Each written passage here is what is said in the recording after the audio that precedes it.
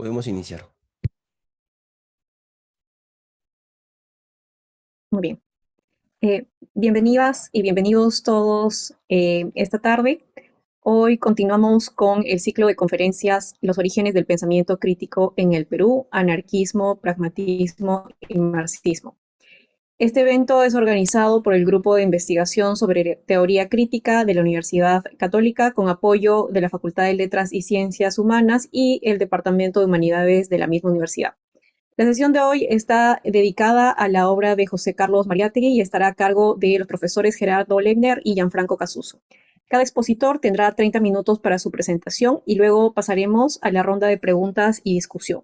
En el Zoom está la sección de preguntas para plantear sus dudas, que yo voy a ir también recopilando hacia el final de ambas presentaciones. Antes de darle paso al primer expositor, voy a hacer una breve presentación del profesor. Gerardo Lehner es profesor asociado de la Universidad de Tel Aviv y miembro del Instituto Sberling de Historia y Cultura de América Latina. Es doctor en Historia por la misma universidad. Sus áreas de investigación incluyen la historia política y social del Perú, la historia de las ideas políticas modernas en América Latina, así como las dimensiones sociales y culturales de los movimientos políticos. Entre sus obras más destacadas podemos mencionar El mito del socialismo indígena en Mariátegui, Fuentes y contextos peruanos, así como Una historia social y política de los comunistas del Uruguay. Muy bien, entonces le doy el paso al profesor Gerardo, cuya ponencia está titulada ¿Por qué contextualizar a Mariátegui? Adelante, profesor. Buenas tardes, muchas gracias por la invitación. Estoy muy contento de esta oportunidad de hablar precisamente de esa pregunta, ¿por qué? O a lo mejor hubiera sido mejor preguntar ¿para qué contextualizar a Mariátegui? A lo largo de la segunda mitad del siglo pasado, del siglo XX, el pensamiento y la obra de Mariátegui se convirtieron en objeto de estudio de numerosos intelectuales, académicos y a la vez de organizaciones políticas de izquierda que disputaban su apropiación simbólica. La producción sobre Mariátegui durante los años 70, 80, especialmente en el Perú, pero fuera del Perú también, fue muy heterogénea, muy fructífera. En sus mejores versiones, aquella producción permitió descubrir a un pensador marxista que, superando el positivismo y el eurocentrismo, había iniciado una obra de reconocimiento y análisis de la sociedad peruana, considerada en la década del 70 y 80 como un punto de partida interesante, válido, para repensar e imaginar una transformación social radical en el Perú. No solo estudiosos peruanos, como ya he dicho, sino también otros latinoamericanos, incluso estudiosos de otras latitudes, reconocieron en Mariátegui un pensador relevante. Fallecido en la etapa de consolidación del estalinismo como corriente que monopolizó la representación de la revolución bolchevique y la interpretación del marxismo-leninismo, Mariátegui, o sea, fallecido en 1930, era en las décadas del 60, 70 y 80, a semejanza de Gramsci, una especie de antecedente crítico y reflexivo que podría servir para renovar el marxismo creador y para desaprender dogmatismos y mecanicismos heredados del estalinismo. Por eso, pero también, y hay que destacarlo, por la indiscutible calidad de su prosa, lo que vendría a ser su carisma por escrito, Mariátegui deslumbró a muchos. Era apropiado y disputado tanto por las nuevas izquierdas como por las corrientes marxistas más dogmáticas. Quiero mencionar muy brevemente a Alberto Flores Galindo, el destacado historiador peruano, un historiador comprometido, admirador y a la vez estudioso de Mariátegui, que había advertido en los 80 que había una tendencia a mitificar a Mariátegui y que esa tendencia a mitificar a Mariátegui era una dificultad en el camino para elaborar una teoría socialista actualizada en el Perú. Flores Galindo y algunos otros contemporáneos, que no me voy a detener en este momento a mencionarlos, propusieron contextualizar a Mariátegui para entenderlo mejor, para ubicarlo históricamente. Yo considero particularmente importante contextualizarlo, no solo para no es que no solo, para no solo centrarnos en lo que distinguía a Mariátegui de sus contemporáneos, sino también para considerarlo y entenderlo como vocero, como portador de ideas sobre la sociedad peruana, que no las elaboró él solo, que no eran simplemente producto de una inspiración individual, de una mente superior, sino que en realidad reflejaban conocimientos sociales y por lo tanto conocimientos situados, emanados de experiencias, de conflictos, de tradiciones latentes en el pensamiento social peruano antes de Mariátegui.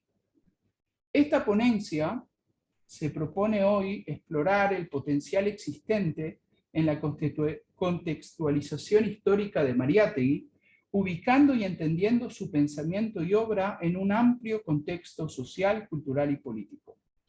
Si quieren, los estoy invitando a estudiar nuevamente el pensamiento radical de Mariátegui y de otros intelectuales y activistas, no solo como vanguardias, sino como expresiones elaboradas y refinadas de ideas vigentes en sectores o en segmentos sociales de su época y en la imaginación política subyacente, no solo en pensadores, sino en grandes colectivos sociales y culturales. Bueno, ahora trataré de forma un poco más pausada y sistemática ofrecer algunas respuestas posibles a la pregunta de esta ponencia: ¿por qué, para qué contextualizar a Mariátegui? Luego, les aviso, intentaré dar un ejemplo de lo que yo considero una contextualización incompleta en mi trabajo pasado de hace más de 20 años, sobre lo que llamé el mito del socialismo indígena en Mariátegui. Entonces, si quieren oír al final una autocrítica, espero que no se vayan en el medio de la ponencia. Bueno, ¿por qué y para qué contextualizar a Mariátegui y a cualquier otro pensador político destacado? La primera respuesta ya fue dada en cierta medida en mi introducción, para superar su mitificación y los problemas que derivan de ella. Al mitificar a un pensador político, particularmente si se trata de un pensador político crítico y radical, hay dos peligros especiales. Primero, se está abonando una apropiación que llamémosla oficialista, de bronce, una apropiación que decafeína al pensador crítico, que lima sus aspectos más críticos y radicales y lo convierte en un objeto de veneración, de consenso, una especie de prócer intelectual inofensivo, una fuente de citas, de frases bonitas e inteligentes, descontextualizadas, que se convierten en lugares comunes y que por lo tanto son inútiles para reflexionar críticamente sobre el pasado, el presente y el futuro. A veces se toma un pensador interesante y se lo convierte en un objeto conmemorativo. El nombre de una calle, una plaza, una institución, un nombre que si bien puede ser muy significativo para la generación que decide denominar ese lugar con el nombre de ese pensador, y no estoy desdeñando para nada la importancia del valor afectivo y simbólico de reconocimiento que tiene una denominación tal. Sin embargo, los significados vitales de una denominación de ese tipo se pierden con el tiempo y se van instalando otros significados que tienen que ver con las funciones o características que tiene esa calle, ese instituto, esa plaza, en la vida de las personas que las habitan. Y realmente no tienen nada que ver con el pensador del que estamos hablando. Ese tipo de mitificación oficialista y consensual de un pensador crítico es muy funcional a los sectores dominantes de una sociedad que prefieren abrazar y apropiarse de su antiguo adversario para desarmarlo como fuente de inspiración para jóvenes críticos y para las clases populares. Pero el daño, yo creo que es de ese tipo de apropiación, de convertir al pensador en una especie de prócer, el daño es mayor aún. Este tipo de apropiaciones fortalece la idea elitista, la imagen que yo considero profundamente conservadora y que está muy arraigada de acuerdo a la cual los grandes pensadores políticos son una especie de seres excepcionales, una élite con una inteligencia especial, individuos tocados por la magia, que piensan por encima y por fuera de la sociedad, a quienes al resto de los humanos solo nos queda venerar y aprender masticadas enseñanzas sin pensar con la cabeza propia y sin intentar ejercer socialmente el pensamiento crítico. Entonces, ese es uno de los peligros. El otro peligro en la mitificación de pensadores como Mariátegui es el peligro que conduce al dogmatismo en organizaciones con intenciones revolucionarias. Me refiero tanto a la apropiación simbólica como al acto de transformar algunas frases, algún esquema, alguna idea esbozada por Mariátegui en determinado momento, en determinado contexto, en una especie de verdad absoluta, en un argumento ahistórico, en parte de un esquema inmóvil que incluye un diagnóstico supuestamente inmutable de la sociedad a la que hay que transformar radicalmente, una verdad incuestionable o una receta indiscutible para la acción revolucionaria. Bueno, no creo necesario ante peruanos explicar el daño y los peligros de este tipo de mitificaciones dogmáticas. En realidad, no solo los peruanos, todos quienes conocemos algo de la historia de movimientos revolucionarios del siglo XX, sabemos y en cierta manera aún sufrimos las consecuencias de las mitificaciones y apropiaciones dogmáticas del pensamiento de Marx y de los más destacados marxistas del siglo XX. Para sintetizar la primera respuesta, ¿por qué contextualizar a Mariátegui? ¿Por qué? Primero que nada, para abordarlo como un ser de carne y hueso.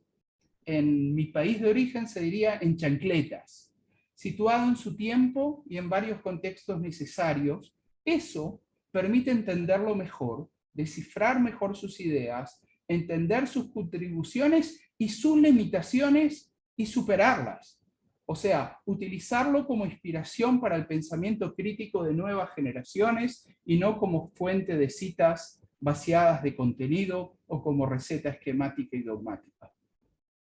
En la serie de conferencias que culmina hoy, los organizadores pusieron muy acertadamente, en mi opinión, a Mariátegui en una secuencia de pensadores críticos peruanos del siglo XX, detrás de González Prada y Zulen. Esta manera de entenderlo, que significa además identificar cierto tipo de continuidad entre los tres, sus articulaciones, sus similitudes y discutir sus diferencias, creo que permite entender mucho mejor a Mariátegui y además hace justicia al sumarse al relativamente reciente proceso de redescubrimiento de Zulen, un pensador y hombre de acción importante, interesantísimo, que durante muchas décadas estuvo a la sombra, entre otras razones, debido a las mitificaciones de la obra de Mariátegui y la forma acrítica y descontextualizada con que fueron tomados algunos de sus juicios sobre la asociación proindígena. Creo que eso se discutió en la sesión anterior, entonces no voy a profundizar sobre eso. De todas maneras, poner a Mariátegui en esta secuencia, tras González Prada y tras Zulen, de pensadores críticos que tomaron como objetivo repensar el Perú, repensar la sociedad peruana, criticando su orden social, es una forma de contextualizarlo, de ubicarlo no ya como un genio aislado, sino como un pensador excepcional que recogió sabiduría, experiencia, ideas y preguntas formuladas por pensadores anteriores y que probablemente fue más lejos que ellos, parado sobre sus hombros. Esa es una forma de contextualizarlo en el terreno de la historia intelectual peruana, así como igual podría ser ubicado en una secuencia de pensadores latinoamericanos o internacionales a quienes leyó o conoció y dialogó, y de alguna manera u otra lo inspiraron. Pero no son estas las únicas contextualizaciones que considero relevantes e importantes, como trataré de demostrar enseguida. Otra razón para contextualizar a Mariátegui es precisamente para replicar su método crítico, que implicaba analizar escritores, pensadores, filósofos en sus contextos tanto intelectuales, culturales, así como sociales y políticos. Así, él mismo entendía el ejercicio del marxismo, como método crítico y no como teoría acabada. Un ejercicio consecuente del pensamiento crítico creo que es aplicar los métodos críticos a los pensadores críticos. Sería ejercer la crítica marxista también hacia Marx y hacia Mariátegui, y utilizar el lente mariateguiano para descifrar a Mariátegui. Debo decir de que este método crítico reflexivo, que lo he utilizado en varias investigaciones históricas, siempre me ha resultado muy fecundo. Entre otras razones porque permite al historiador, que además nunca está por fuera de los temas que investiga, un necesario distanciamiento crítico precisamente de sujetos históricos con los que a veces simpatiza y en cierta manera se identifica en sus tradiciones o en sus valores y postulados. O sea, que el ejercicio del pensamiento crítico, de los métodos críticos hacia los pensadores críticos con los que uno se identifica, permite un distanciamiento que si no es demasiado difícil de obtener. Contextualizar implica revalorar y entender el pensamiento radical como la expresión de ideas, nociones, proyectos que existen en una sociedad y que el pensador que estudiamos articula, desarrolla, formula de manera más o menos consistente y atractiva. Contextualizando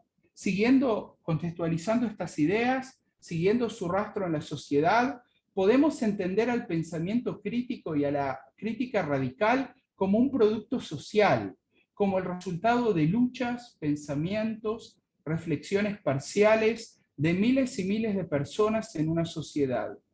Entonces, el pensador resulta ser tan intérprete como creador. Creo que esta es una manera más democrática, más plebeya, de abordar procesos de generación de pensamiento crítico y de alternativas radicales. Es una forma que nos obliga a saltar por sobre las vallas separadoras de la historia intelectual, no solo con la historia política, lo cual es muy usual, unir historia intelectual y política, sino adentrarnos al estudiar el pensamiento crítico también en la historia social y cultural.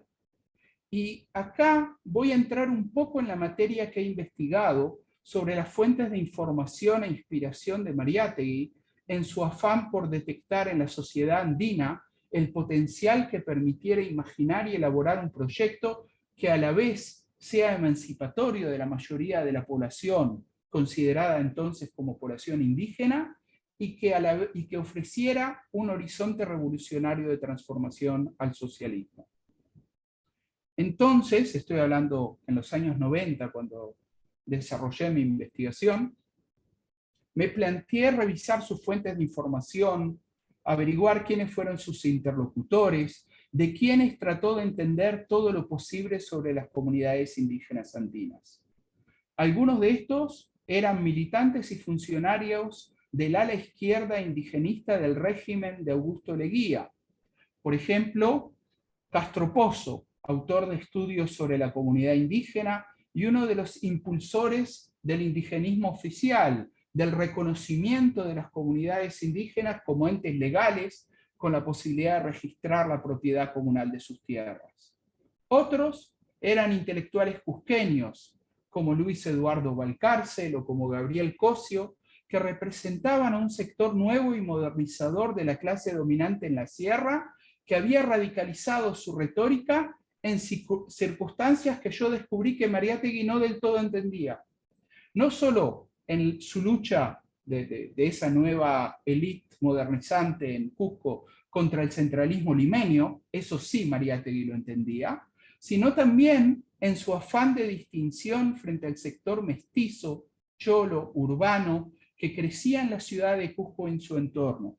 Aquellos señores que coqueteaban retóricamente con la idea de la guerra de razas y romantizaban al indígena puro, siempre descrito como campesinos, recriminaban al indígena urbanizado, al campesino que había migrado de su comunidad al pueblo, al cholo, al mestizo, a un gran porcentaje de los jornaleros y obreros del Cusco de la década del 20, que su quechua fuese supuestamente impuro, y se autoproclamaban aquellos señores como guardianes de la lengua de los incas e intérpretes autorizados de su pasado y de su cultura.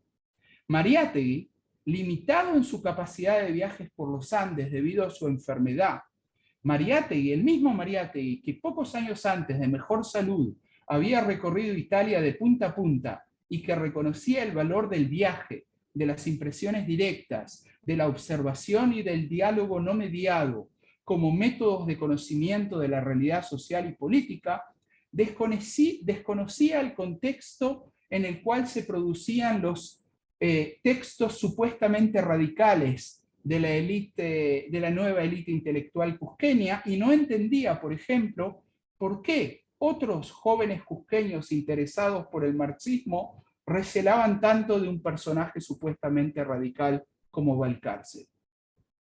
Otro sector del cual Mariátegui aprendió muchísimo eran militantes anarquistas, anarcosindicalistas, que en la década que antecedió a los 20, en sus experiencias de organización, en sus recorridos por los Andes, en la solidaridad que ofrecieron durante varios conflictos, habían desarrollado ideas, nociones y esperanzas acerca del potencial revolucionario subyacente en los Andes.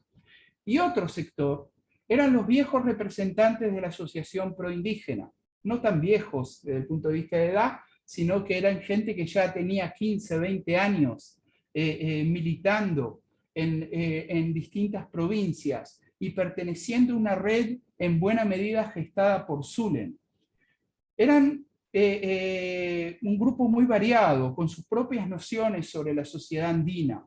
Algunos eran más paternalistas hacia los campesinos, algunos provenían ellos mismos de familias campesinas que habían migrado, algunos eran más radicales, otros más conservadores, pero todos ellos poseían experiencias significativas de acompañamiento de luchas, de representación, de intentos de articulación política y de miradas y conceptos que de forma selectiva Mariátegui pretendía incorporar a su proyecto.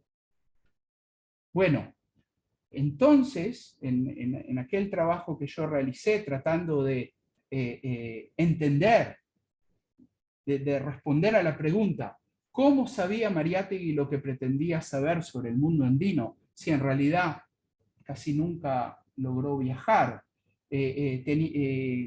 ¿Cuáles eran sus fuentes de información? ¿De dónde extraía sus ideas?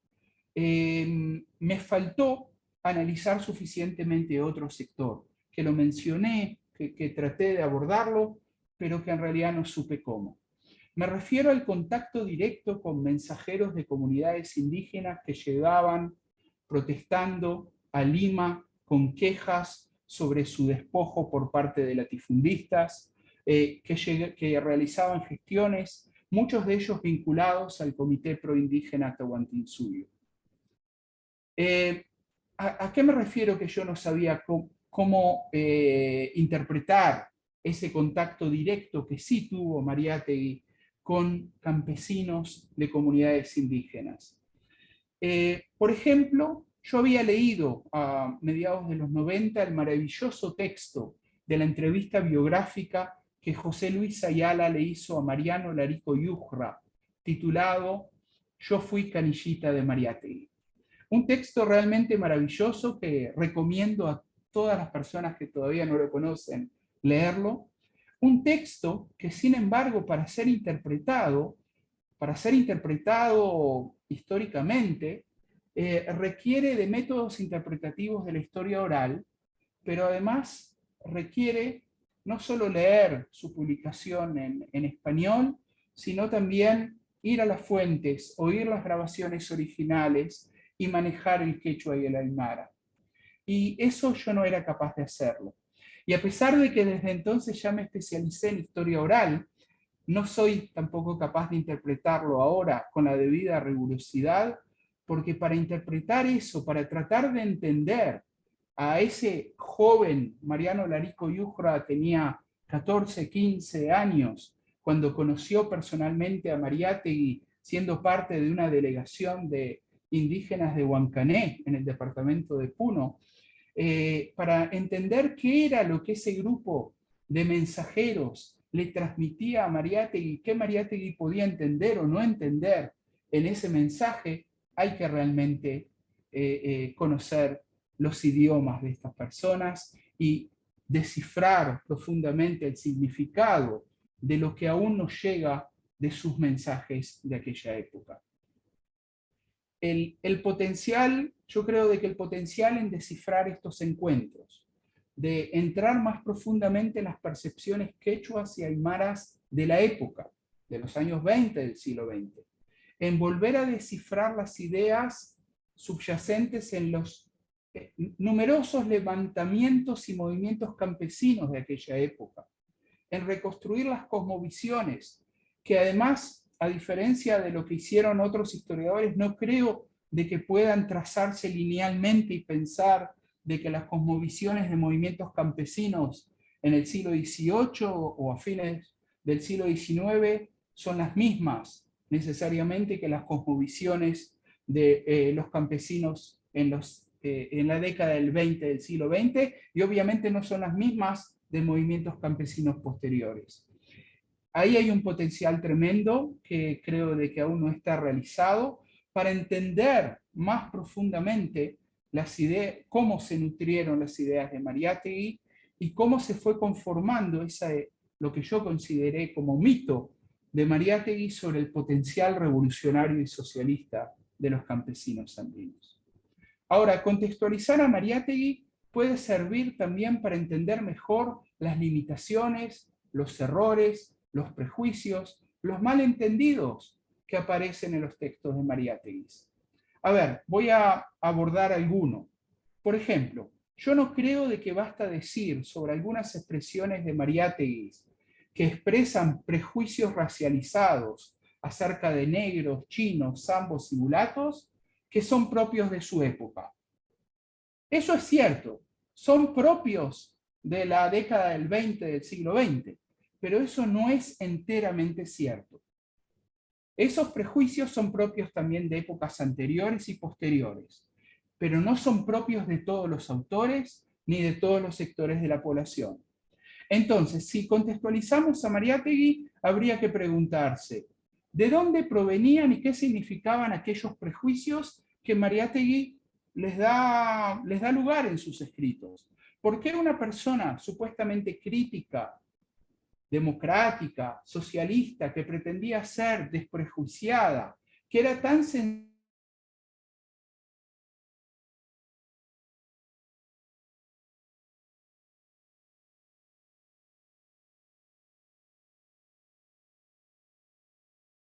si el olvido relativo, la falta de profundización en la obra de Zulem durante largas décadas, con la honrosa excepción del profesor Wilfredo Capsoli, no tenían que ver también con sus orígenes étnicos y sociales? Jorge Basadre, el historiador, admirador de Zulem en su juventud, en su discurso ante la tumba de Zulem, mencionó expresamente la relativa marginalidad y las dificultades que Zulem tuvo que superar para obtener algún reconocimiento en el medio universitario de su época, precisamente por su origen social tan distinto de la mayoría de los intelectuales criollos. Y volviendo a Mariátegui, yo creo de que habría que volver a releerlo poniendo en diálogo algunos de los descubrimientos sobre sus orígenes e infancia. Pienso en el libro de Rodríguez Pastor sobre la infancia y origen de Mariátegui, las condiciones sociales en las que se desarrolló personalmente en su infancia, en su adolescencia, con algunos de los prejuicios de sus concepciones sociales para entenderlo, contextualizándolo, no para justificarlo, sino para entender cuáles fueron las experiencias y las perspectivas y los prejuicios sociales que Mariátegui expresaba al replicar aquellos prejuicios racializados. Y luego, si logramos desarrollar algún tipo de interpretación, volver a observar a su proyecto político más vasto, a esa alianza que él imaginaba entre el proletariado y el campesinado, entre los obreros de la costa y las comunidades indígenas y los mineros, junto a intelectuales jóvenes consubstanciados por la necesidad del cambio social radical. Esos eran los sujetos sociales de la revolución peruana que Mariátegui imaginaba y que aparecen articulados de una u otra manera en Amauta, en el periódico Labor y en el incipiente Partido Socialista que intentó organizar. Pero entonces habría que preguntarse, ¿por qué razones Mariátegui no vislumbraba, no identificaba potencial alguno en la pequeña burguesía, en la plebe no proletaria de las ciudades y los pueblos andinos, en esa plebe generalmente racializada, como mestiza, mulata y que incluía negros, chinos y criollos pobres? Me refiero a esa gran porción mayoritaria en la década del 20 de trabajadores y pequeños comerciantes que no eran precisamente obreros. ¿Y por qué me parece interesante esta pregunta? Porque a lo mejor esa no visualización del potencial, de algún potencial político interesante en esos sectores, explica lo limitado de la capacidad de convocatoria del proyecto político de Mariátegui, a diferencia, por ejemplo, del APRA o del populismo conservador capitalizado por Sánchez Cerro a comienzos de los 30, muy poco después del fallecimiento de Mariátegui. Y entonces hay que repreguntar, ¿por qué ese desprecio de Mariátegui por quienes aspiraban al ascenso social, adecuándose en sus modestas posibilidades a las relaciones de poder vigentes en la sociedad peruana? Ese desprecio que aparece presente también en algunos comentarios en el que usaba el término negativo de huachafas, huachafitas. Una cosa sería la crítica de Mariátegui al orden social y sus lógicas racistas, colonialistas, perversas. Pero algo bastante distinto, si uno lee aquellas observaciones de Mariátegui, es criticar a las víctimas de ese orden que simplemente desarrollan estrategias de supervivencia dentro de ese sistema y presionados por el mismo. ¿Y qué tiene que ver? Y ahora propongo una hipótesis no suficientemente trabajada. ¿Qué tiene que ver ese rechazo tan visceral, aquellos prejuicios de Mariátegui, con su actitud ante sus propias circunstancias familiares, con su origen, con las estrategias que utilizó su madre para que él y sus hermanos puedan sobrevivir y criarse, con el propio uso que hizo Mariátegui de un ilustre apellido aristocrático que le sirvió para obtener trabajo temprano en el periodismo, para ser oído cuando era un adolescente muy inteligente, pero que provenía de los márgenes de la sociedad urbana, para conseguir alguna oportunidad.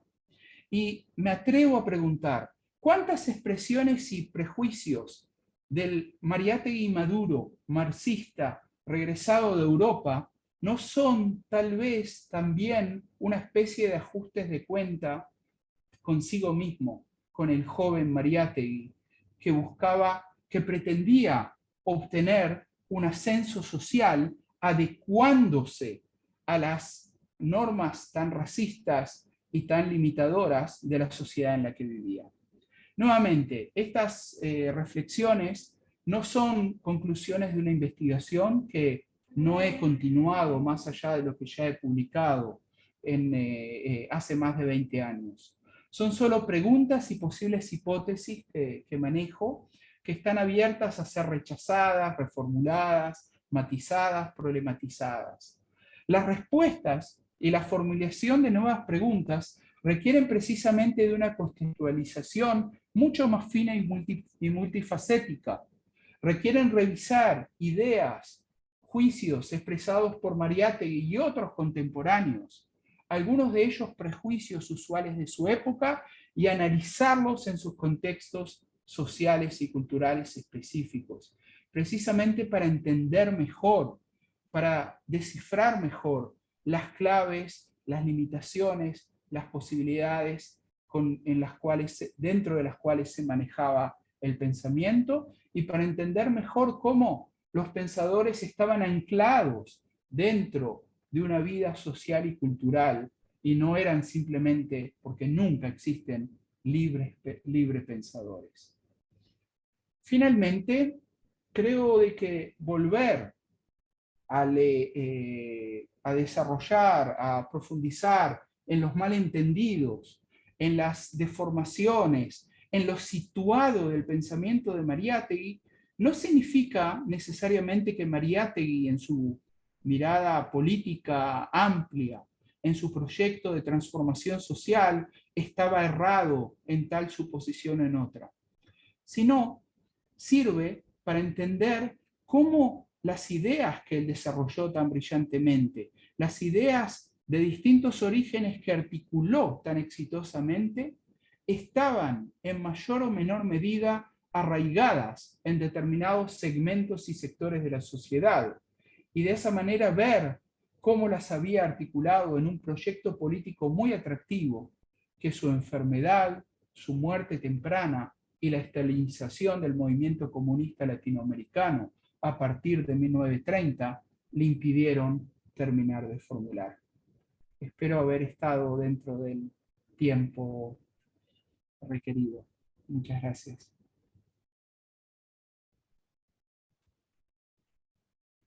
Muy bien, muchas gracias, profesor Gerardo. Le agradezco por su excelente presentación y además también bastante interesante. Antes de los comentarios más precisos, le voy a dar el paso al segundo expositor, el profesor Gianfranco Casuso, cuya ponencia se titula Marxismo, Pragmatismo y otros antecedentes del pensamiento crítico de Mariátegui. El profesor Casuso es profesor principal e investigador del Departamento Académico de Humanidades de la Pontificia Universidad Católica del Perú y coordinador del grupo de investigación sobre teoría crítica de la misma universidad. Es doctor en filosofía por la Universidad de Frankfurt. Sus áreas de investigación son las teorías de la democracia, la teoría crítica de la sociedad y la filosofía del idealismo alemán. Entre sus más recientes publicaciones están Social Criticism, Dissonance and Progress, a Socio-Epistemic Approach, Filosofía y Cambio Social hacia una teoría crítica de la sociedad y la política, y Marxism, Pragmatism and the Precedent of Mariátegui's Critical Thought Reflections on the Emergence of Social Criticism in Perú. Muy bien, entonces le doy el paso al profesor. Muchas gracias, Noemí, por la presentación y muchas gracias también a Gerardo por su participación. Es un honor y un placer compartir mesa con él hoy. Bien, si bien mi ponencia se centra en la obra de Mariátegui, en un aspecto de la obra de Mariátegui, en realidad he querido referirme no solo a él, sino también a los dos autores que han sido objeto de análisis en las dos sesiones anteriores, a González Prada y a Zulen. En concreto, voy a referirme a través de Mariátegui a estos dos autores para construir una interpretación acerca de algunas intenciones y fundamentos de Mariátegui con respecto al problema de la tierra y al problema del indio. En la sección dedicada a González Prada, en sus 7 ensayos de 1928, Mariátegui reconoce en González Prada a un auténtico reivindicador del papel de las masas en la fundación del nuevo país que debía emerger tras la derrota con Chile. Así como también reconoce en él al artífice del nuevo espíritu que sirvió de inspiración a la así llamada generación del Centenario. En ese sentido, cito aquí a Mariátegui, González Prada representa de toda suerte un instante, el primer instante lúcido de la conciencia del Perú. No obstante, Mariátegui lamenta que González Prada no haya podido concretar este espíritu revolucionario, como dice el propio Mariátegui, en proposiciones, ni en conceptos, ni en un lenguaje de estadista o de sociólogo, habiéndolo expresado más bien, dice Mariátegui, en un lenguaje de literato, de poco valor práctico y científico. Esto se debería a que González Prada, vuelvo a citar a Mariátegui, carecía de estudios específicos de economía y política, por lo cual el conjunto de su obra nunca dejó de tener el estilo y la estructura de una obra de literato. De esta manera, según Mariátegui, González Prada no habría logrado interpretar la naturaleza de los problemas de aquella masa potencialmente revolucionaria, ni legar tampoco un programa a la generación posterior. Es verdad que González Prada exalta el valor de la ciencia, de la razón y del progreso frente a los discursos sentimentalistas, cuando no torpemente aduladores e interesados de las generaciones pasadas. Pero Mariátegui atribuye aquellas virtudes a una tendencia más propia del siglo XVIII, que no llegó a conectar con un análisis de los factores de la situación actual de la población indígena y de su historia. Por esta razón, lo acusa de que a pesar de su retórica cientificista, él mismo no consiguió ser nunca un realista.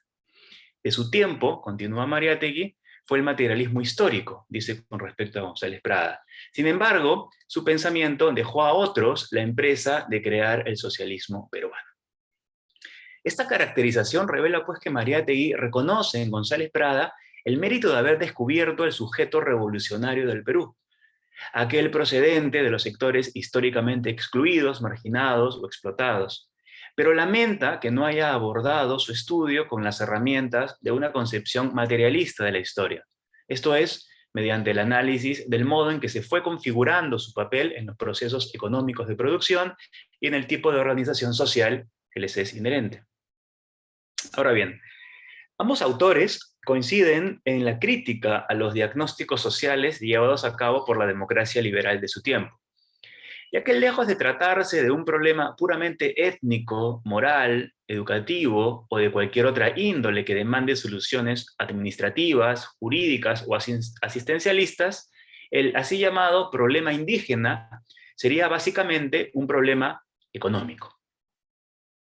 No obstante, a diferencia de González Prada, quien al adoptar los postulados dogmáticos y unilaterales de la ciencia positiva parece asumir un cierto determinismo dependiente de una noción idealizada del progreso como destino ineludible de la humanidad, Mariátegui reclama más bien una aproximación científica a la situación real de las masas desposeídas, una aproximación que revele las causas y las circunstancias estructurales de su condición. Por tal motivo, Mariátegui ve con buenos ojos el temprano experimento reivindicativo puesto en marcha por un significativo grupo de intelectuales y liberales peruanos por recabar información de primera mano, de voz de sus propios protagonistas, acerca de las experiencias de sufrimiento de los sectores explotados y marginados a manos de los grandes terratenientes y gobernantes locales. En efecto, apenas 5 años después de publicado Nuestros Indios, obra donde se consolida la posición de González Prada en favor del rol protagónico de las masas en su emancipación, surge la Asociación Proindígena, bajo la tutela del filósofo Pedro Zulem, de la periodista Dora Mayer y del entonces senador por Junín y profesor universitario Joaquín Capello. Mariátegui reconoce la inédita labor reivindicativa de esta organización, pero como en su crítica a González Prada, también en este caso tiene reparos en aceptar la suficiencia de este esfuerzo en la resolución de los problemas de la población indígena. Veamos esto un poco más de cerca. Podemos decir que si bien es difícil determinar una unidad de propósito compartidos por todos los miembros de la Asociación Proindígena, un primer rasgo que orientó sus tareas comunes fue la denuncia y la visibilización de distintos tipos de injusticias cometidas contra las poblaciones originarias en los territorios de los grandes latifundios. Estas tareas pudieron ser llevadas a cabo gracias a la presencia de delegados encargados de recoger testimonios en las zonas más alejadas del país, los cuales luego eran recopilados, clasificados y hechos públicos en distintos medios de comunicación de la capital. De esta manera, la asociación servía de intermediaria entre las víctimas y los organismos gubernamentales, ya sea para denunciar judicialmente a los perpetradores individuales y frenar así los abusos, o en el mejor de los casos, conseguir reformas que corrijan las condiciones de trabajo y los regímenes políticos opresores según los principios liberales de la Constitución vigente. Como afirma Dora Mayer, se trataba de poner delante de la vista de los pocos que creen ser la nación la suerte de los muchos que son la nación sin saberlo.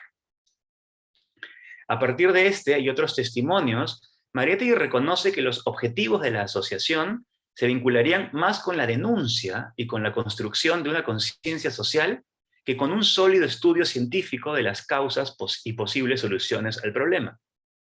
Básicamente, pues, se trató de una gran labor de concientización enfocada en construir una narrativa de la injusticia a partir de la sistematización de experiencias individuales.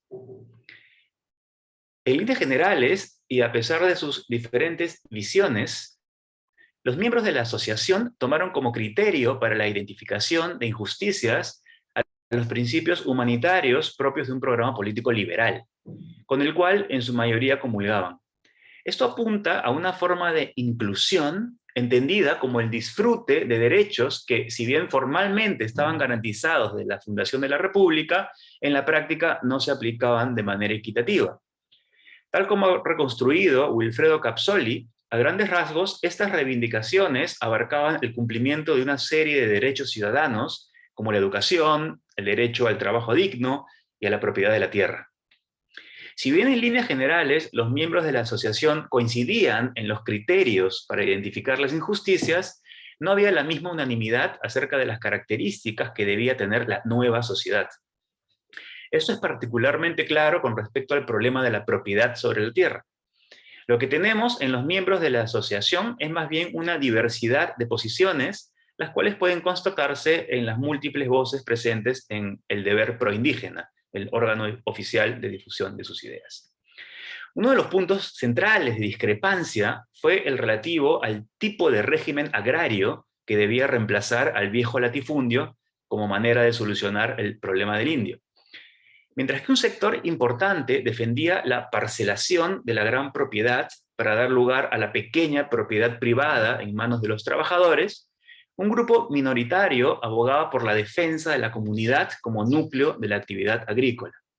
Mariátegui se sitúa también en este contexto y cree poder dar solución definitiva a tal problema mediante la defensa y consolidación del modelo de propiedad colectiva que debe rescatar la forma de comunidad tradicional de las poblaciones originarias, pero aplicándola a los modernos modos de producción. Visto esto, podemos llegar a dos primeras conclusiones. En primer lugar, la construcción de una narrativa a partir de las experiencias de los propios afectados, que busca dar a conocer su situación para crear una corriente de opinión, fue un paso necesario, pero no suficiente. En segundo lugar, esto se debió a que la Asociación Proindígena cumplió el papel de una vía de expresión, de un mediador, que sin buscar intencionalmente reemplazar las voces de los afectados, tuvo que utilizar canales ya existentes, que eran los valores y principios liberales de sus miembros.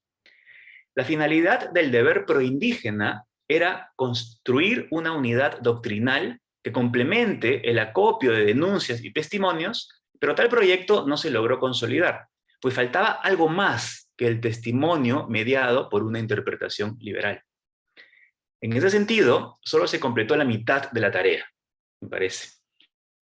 Se logró generar una conciencia de los problemas que padecían los indígenas, pero esta quedó expresada en un lenguaje que pudiera ser comprensible por aquellos a quienes iba dirigido.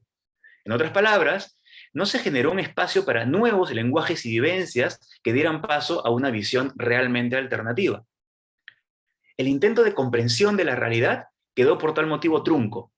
Hubo una pluralidad de visiones sobre el futuro del país, pero tal pluralidad fue la de las distintas voces de los miembros de la asociación acerca del momento adecuado para convertir a los excluidos en ciudadanos de pleno derecho según principios liberales, y no la conformada por las experiencias particulares de sufrimiento de aquellos a quienes correspondía estar incluidos en la configuración de tal proyecto. Varios de los miembros de la asociación terminaron reconociendo los problemas con esta forma de paternalismo, coincidiendo en esto con el González Prada de nuestros indios. Así, por ejemplo, en su bien conocido recuento de las tareas de la asociación, publicado en el primer número de la revista Amauta, a solicitud de Mariátegui, Dora Mayer afirma: a la hora que la Asociación Proindígena feneció, la fecunda semilla que echó se hallaba en la tibia tierra, esperando los aguaceros o los rayos del sol que favorecieran su germinación. Y era tiempo que la raza misma tomara en manos su propia defensa, porque jamás sería salvado el que fuese incapaz de actuar en persona en su salvación. Todos estos rasgos coinciden además con dos críticas centrales de Mariátegui. La primera crítica tiene que ver con que la inspiración de la asociación fue principalmente de carácter humanitario, y si contó con la participación de los excluidos, fue en forma de testimonios traducidos para la opinión pública en las clases dirigentes. La segunda se refiere a que el objetivo fue la inclusión desde un paradigma europeo burgués de progreso que buscaba que las prácticas fueran consistentes con los valores y principios propios de tal paradigma. Como veremos con más detalle a continuación, hubo dos elementos que no llegaron a articularse en la asociación. Uno, la transformación de las prácticas, normas e instituciones que servían de sustento al sistema económico de la época y que debía conducir a un nuevo proyecto nacional. Y dos, la superación de las condiciones de opresión y sufrimiento de la gran mayoría de la población indígena. Ambas líneas, desarrolladas en paralelo por la asociación, aparecen, y esa es mi hipótesis, unidas en Mariátegui. Vamos a ver esto.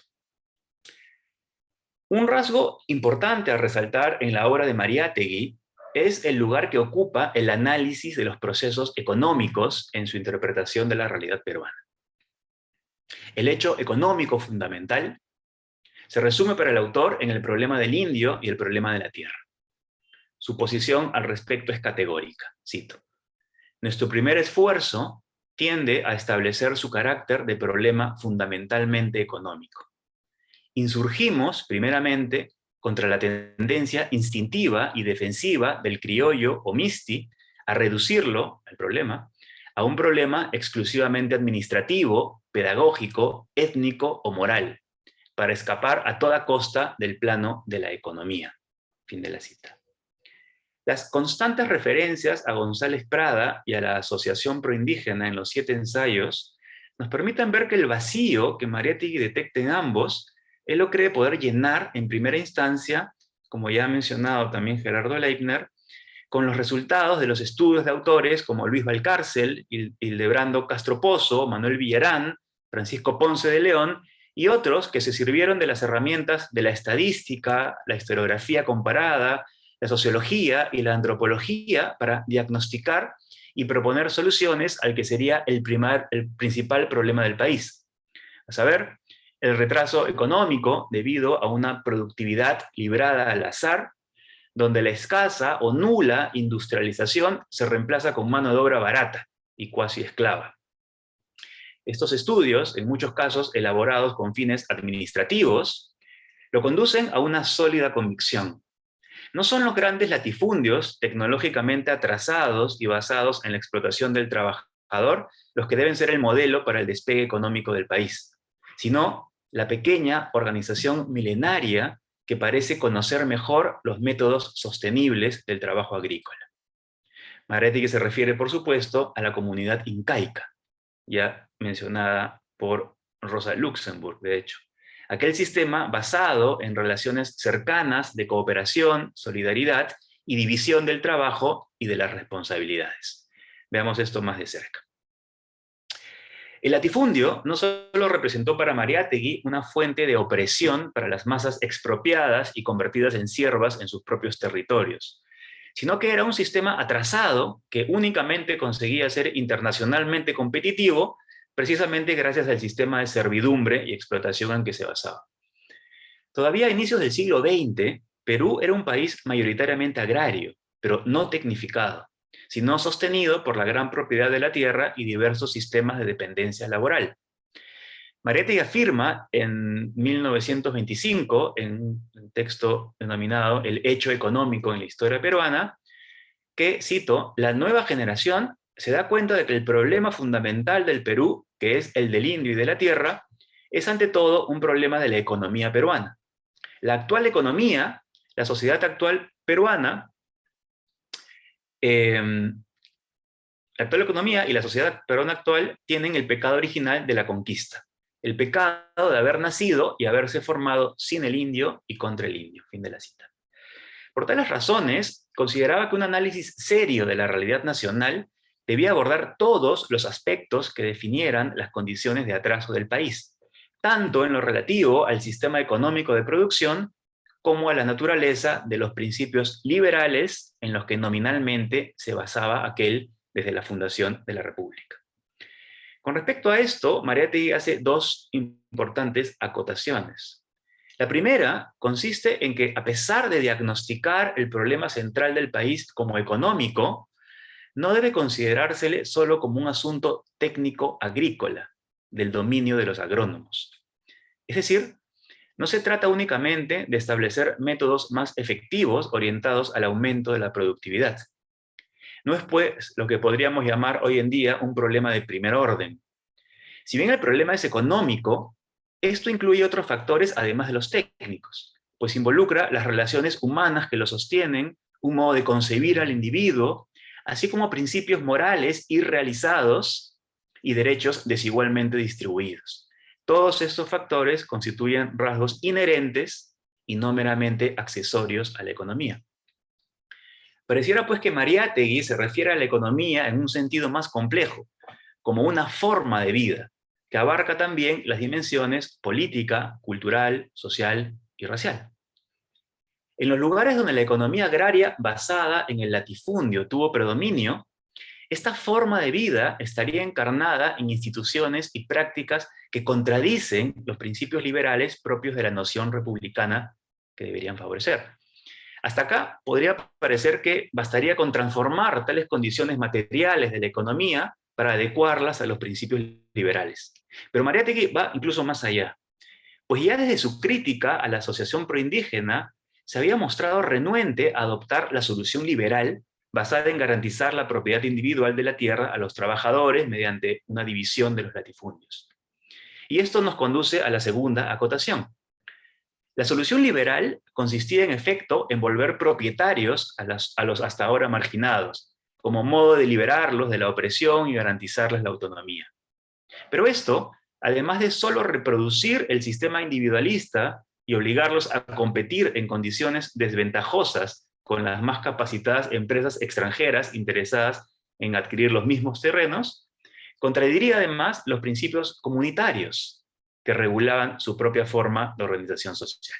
Así, dice Mariátegui que ya pasó el tiempo para implementar tales principios liberales, los cuales deberían haber llegado con la fundación de la República, y es momento más bien de estudiar la singularidad de las formas organizacionales y productivas originarias debilitadas por la implantación del latifundio.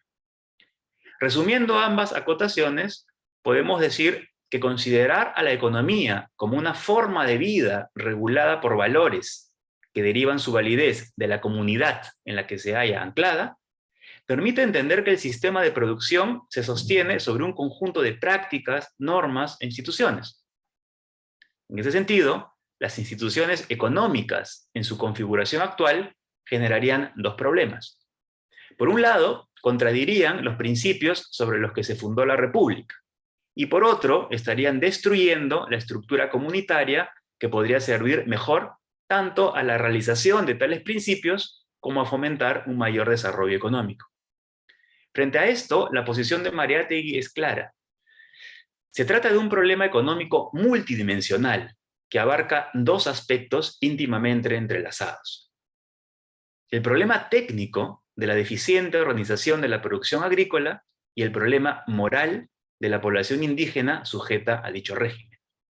Estos dos aspectos quedan expresados respectivamente en las figuras del latifundio y de la servidumbre como los dos polos de una economía nacional fuertemente dependiente del feudalizado y parasitario sistema del gamonalismo. Para darle forma más precisa y abordar sistemáticamente el problema así perfilado, Mariátegui consideró dos recursos metodológicos complementarios, pero que a primera vista podrían parecer contradictorios. Por un lado, el estudio científico de la economía nacional situado en un marco teórico de inspiración marxista. Y por otro lado, una lectura más bien pragmatista o incluso radical democrática del papel de los sectores desfavorecidos en la definición y la solución al problema. Sobre el segundo punto y la posible tensión que genera en la obra de Mariátegui, volveré en la breve y última parte de este trabajo. Ahora quiero concentrarme un momento en el primer aspecto.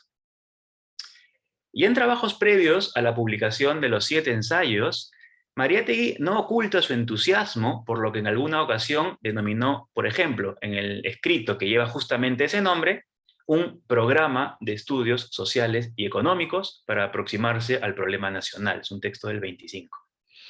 A este respecto, Mariátegui afirma, cito, el proyecto de gestación quiere que algunos intelectuales, movidos por un mismo impulso histórico, se asocien en el estudio de las ideas y de los hechos sociales y económicos, y que apliquen un método científico al examen de los problemas peruanos. Fin de la cita.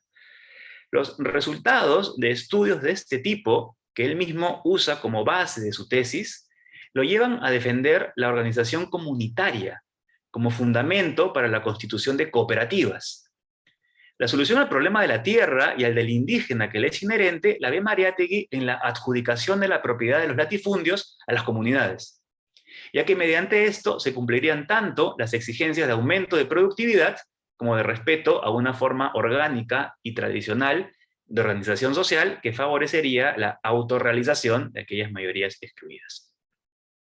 En efecto, de los datos obtenidos por Castro Pozo, Mariátegui concluye que la comunidad y la forma cooperativa de organización de la producción es más eficiente que el latifundio y que la economía agrícola hubiera podido beneficiarse de la organización comunitaria.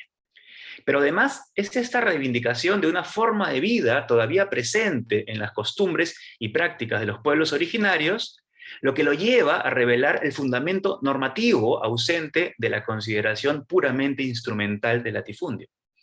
Este fundamento descansa en la figura de la comunidad ética como horizonte y fin de la economía. No se trata pues de una simple idealización del pasado, sino del reconocimiento de un hecho que hoy en día vuelve a cobrar relevancia en los estudios económicos. Y el hecho es que un sistema económico que quiera cumplir simultáneamente con los principios morales que le dieron origen y generar mayores niveles de eficiencia, debe entender a la economía como esencialmente incrustada en un sistema de valores. Ahora bien, y acercándome al final, tales conclusiones acerca del valor de la comunidad como fundamento de la economía que las ciencias empíricas sacan a la luz, en Mariátegui parecerían complementarse con un segundo factor que ya había aparecido en su crítica a la asociación proindígena. Mariátegui desarrolla, en efecto, una sugerente aproximación epistémica, según la cual el encuentro de los afectados por padecimientos similares debe servir para definir las características específicas de sus problemas y conducir a la elaboración efectiva de soluciones. La pregunta que surge es si este protagonismo que Mariátegui concede a los afectados para determinar los problemas no contrasta con su lectura más bien economicista de la realidad nacional. Podría parecer, en efecto, que la aproximación económica de Mariátegui en los 7 ensayos no deja lugar para la función de la deliberación con respecto a la formulación y definición de problemas. Es decir, mientras que en este último caso la naturaleza del problema debe ser determinada como resultado de un encuentro deliberativo, en el primero los problemas estarían ya predeterminados y les corresponderían un conjunto de recetas establecidas teóricamente por los expertos en economía. En contra de esta sospecha de una posible contradicción entre ambos elementos, habla en primer lugar la ya mencionada acotación de Mariátegui acerca de que, a pesar de ser económicos, los problemas no son solamente técnicos, sino humanos, y requieren ser definidos tomando en consideración estudios pormenorizados de la realidad de quienes los padecen. En segundo lugar, es necesario considerar también en esta misma línea su conocida valoración negativa del determinismo marxista. En efecto, Mariátegui, en el ensayo que lleva aquel nombre, afirma, determinismo marxista, afirma al respecto: el marxismo, donde se ha mostrado revolucionario, vale decir, donde ha sido marxismo, no ha obedecido nunca a un determinismo pasivo y rígido. Un contraste similar lo encontramos en el breve texto Ética y Socialismo, donde, criticando al sindicalismo reformista, Mariátegui defiende la idea de una ética socialista que solo puede proceder de la propia lucha y de los procesos de organización de movimientos sociales, y que constantemente se está construyendo a partir de las experiencias de sus protagonistas. Pero quizás aún más importantes son sus consideraciones acerca de los congresos indígenas, como espacio de intercambio de experiencias, formación de la voluntad y constitución de una identidad. Esto nos lleva, pues, en tercer lugar, a comprender el papel que estos congresos e instancias similares tuvieron en el planteamiento y la solución a los problemas. Dice Mariátegui al respecto: los propios indios empiezan a dar señales de una nueva conciencia. Crece día a día la articulación entre los diversos núcleos indígenas antes incomunicados por las enormes distancias. Y quiero resaltar aquí el uso de la palabra articulación y de la palabra conciencia, bastante pragmatista esta vena. Lo interesante es que Mariátegui constata que a pesar de haber sido convocados por iniciativa gubernamental como una forma de garantizar la inclusión formal, una vez que comenzaron a cumplir un papel contestatario, articulando problemas que no habían sido percibidos como tales y generando nuevas demandas surgidas del intercambio mismo de experiencias, los congresos indígenas fueron censurados por el gobierno, ya que esta nueva problematización era considerada como un riesgo incluso para las estructuras liberales tomadas en el momento como único marco normativo posible.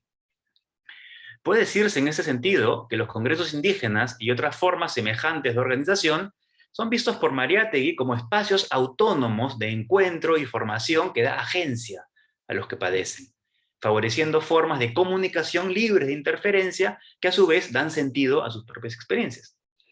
Los propios afectados, sin intermediario ni traductor, pueden construir canales de expresión para sus vivencias y dar así nombre a padecimientos que de otra manera permanecerían invisibles o distorsionados por categorías que no les corresponden, al tener que ser adaptados a un lenguaje liberal que les es ajeno.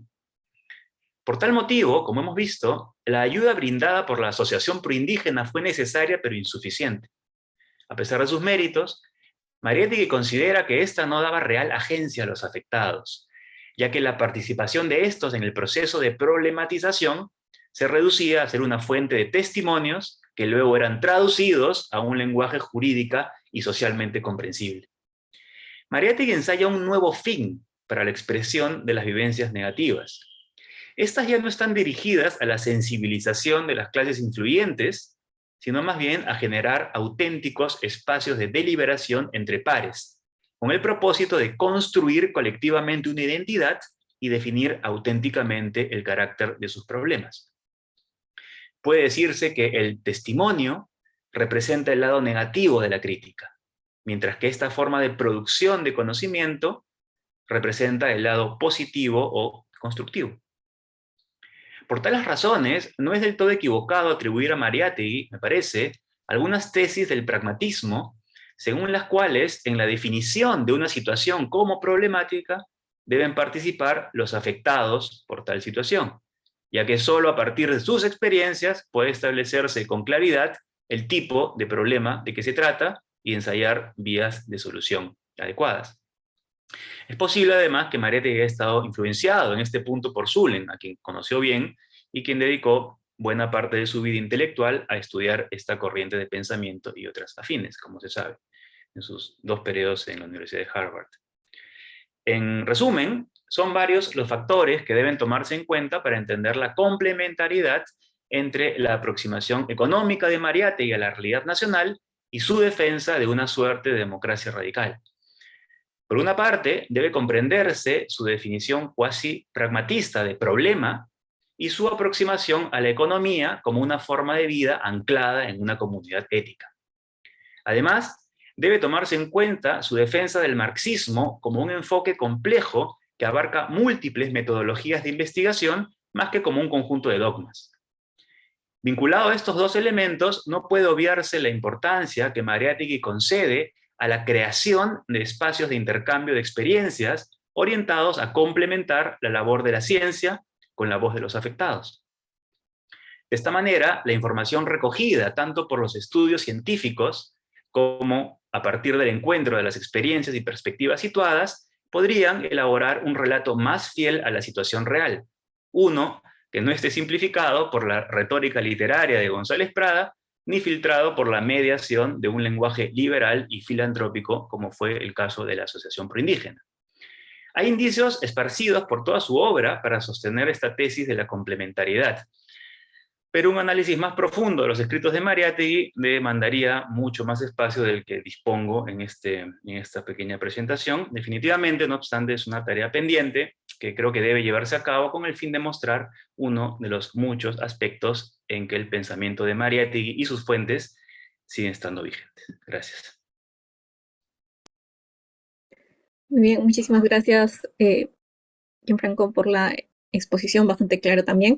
Me voy a permitir utilizar unos minutos mientras nuestra audiencia también se anima a colocar preguntas o comentarios utilizando para ello la opción del chat habilitada. Para hacer unos comentarios muy breves, pero principalmente una pregunta a cada expositor en función de sus ideas principales. Y voy a comenzar para ello sobre la primera presentación del profesor Gerardo, donde principalmente hemos escuchado diferentes razones que explicarían por qué deberíamos contextualizar a Mariátegui, ¿no?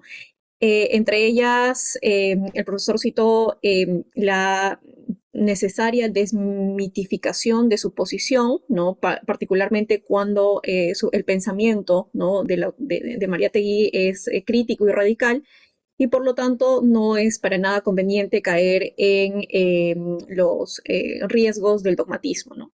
Una segunda razón también que escuchamos fue el potencial de utilizar el pensamiento como una fuente de inspiración, ¿no? De las futuras generaciones, un poco en el tenor que hemos escuchado de la investigación de Gianfranco, y considerarlo no como un genio aislado, sino más bien como alguien capaz de recoger las ideas de su contexto, ¿no? De su entorno, pero también de personas que han también participado de ese pensamiento crítico reflexivo, ¿no?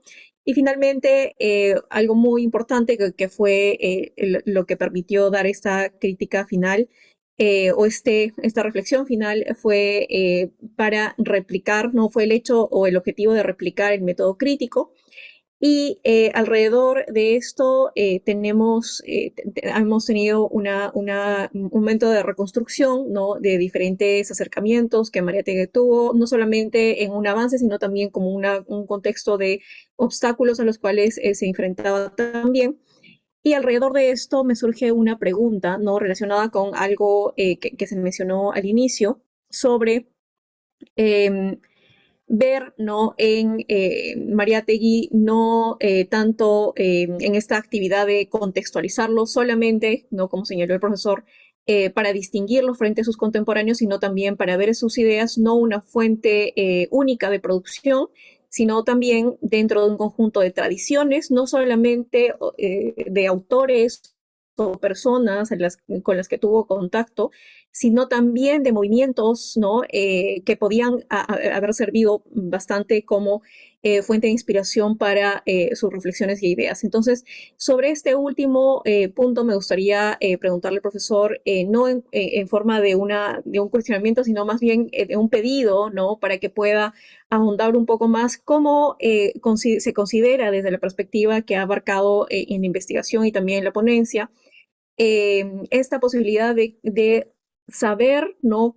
Cómo un pensador se deja influenciar o es influenciado más bien por todo un movimiento, ¿no? De pensamiento que no puede ser reconstruido a través de un acercamiento con una, dos personas o un conjunto de ellas, sino más bien con todo un entorno, ¿no? Que podríamos considerar, ¿no? En conjunto todo un movimiento social.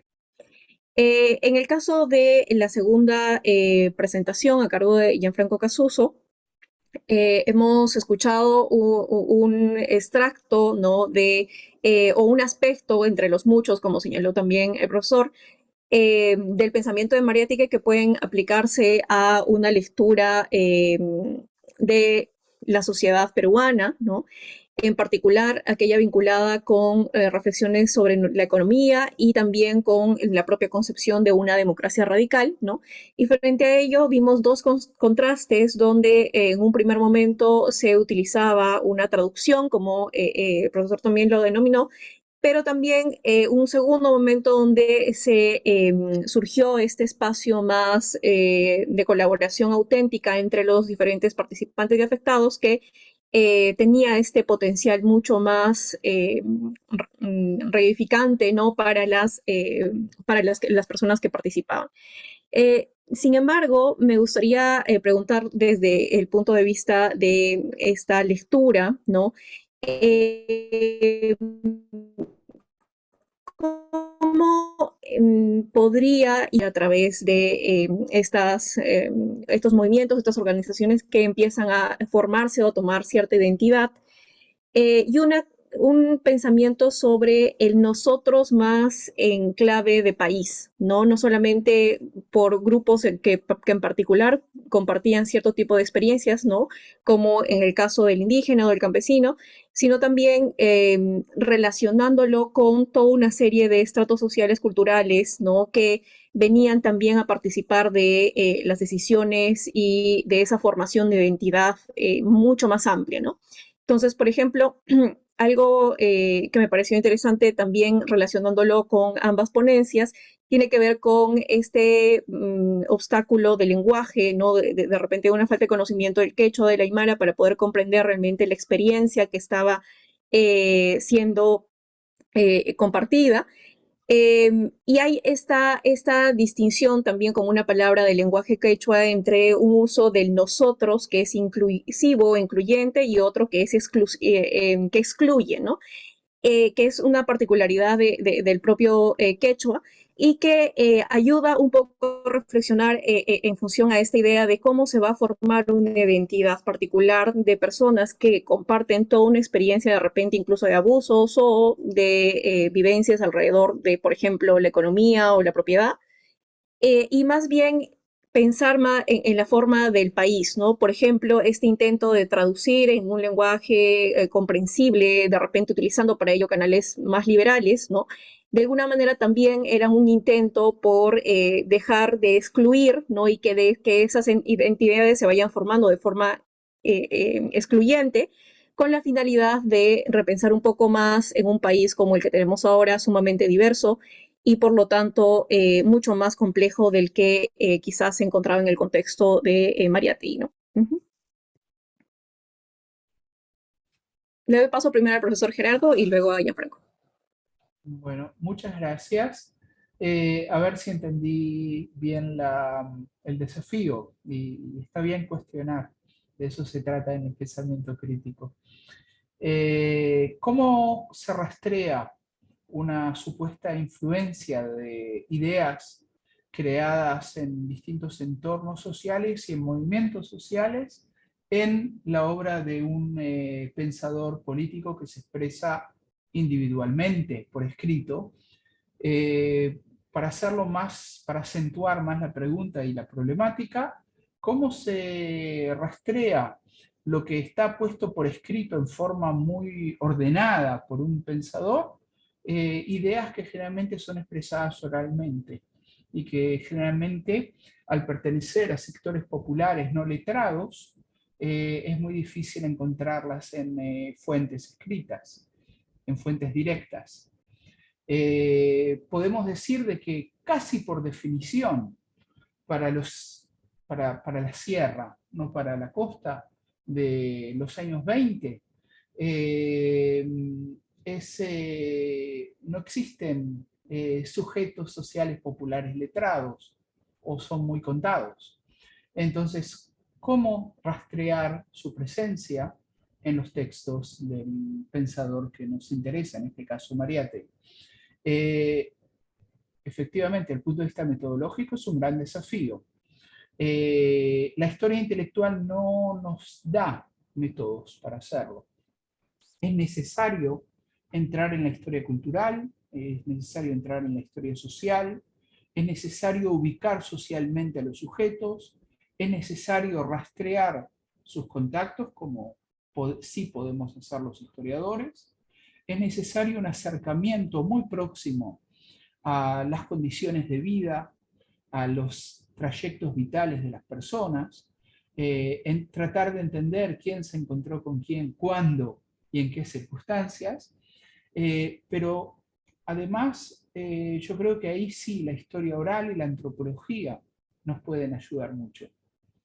Y sí, y las preguntas acerca de no solo cómo se encuentran dos sujetos que provienen de realidades muy distintas, un Mariano Larico que llega con 15 años a Lima acompañando a su tío para denunciar el despojo de sus tierras y la represión violenta que han sufrido él y su pueblo al tratar de resistir el despojo de los gamonales, cómo frente a un Mariátegui intelectual hace poco llegado de Italia, que no habla el idioma de Mariano.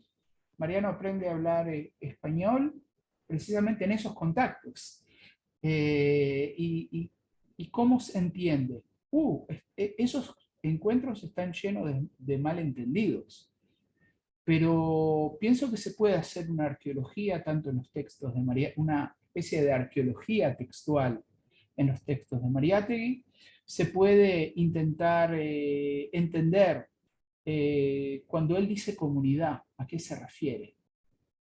Entre otras cosas, la comunidad, o sea, los estudios antropológicos posteriores nos han enseñado que la comunidad indígena no es una sola cosa, no existe, es una mitificación, o sea, hay distintos tipos de comunidades y Mariátegui cree percibir cierto tipo de comunidad. Ahora, tengo claro de que no estoy ofreciendo ahora una respuesta metodológica contundente, no estoy ofreciendo una receta de cómo hacerlo, pero sí quiero marcar algo y en esto ofrecer también un elemento que tiene que ver con la ponencia de Gianfranco y con otras ideas que han circulado aquí en las presentaciones anteriores sobre Zulen y sobre González Prada. Mariátegui tiene una idea bastante idealista de lo que significa ser materialista histórico. Él tiene una frase muy bonita que rima muy bien, pero que no todos los que la citan la entienden o tratan de entenderla hasta el fondo, y es que el ideal es parte de la realidad. Y entonces él no solo está buscando oír en esas conferencias atravesadas por traducciones, por malas traducciones del quechua y del aymara al español, y por gente además que proviene de distintas zonas de la sierra que tampoco se entienden bien entre ellos, porque la realidad en la Sierra Norte no es la realidad en la Sierra Sur.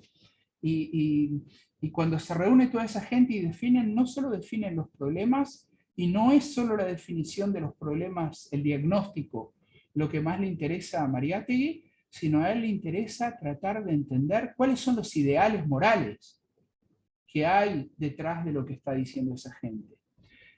Mariátegui es muy limitado, o sea, no tiene las herramientas para eso, pero por eso recurre a Castro Pozo, recurre a indigenistas de las provincias, y ellos son para él mediadores